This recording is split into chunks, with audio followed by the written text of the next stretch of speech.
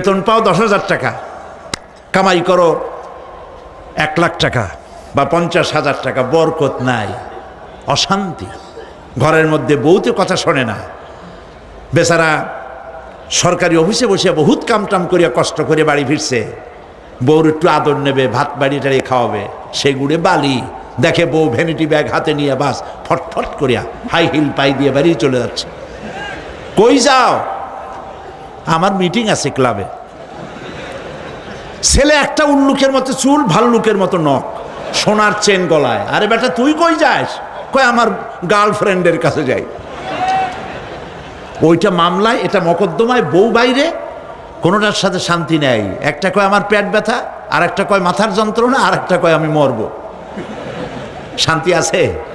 শান্তি নাই। কেন শান্তি নাই? ঘুষের টাকা মানুষে আনন্দ করে দেয় না, বড় কষ্টের সাথে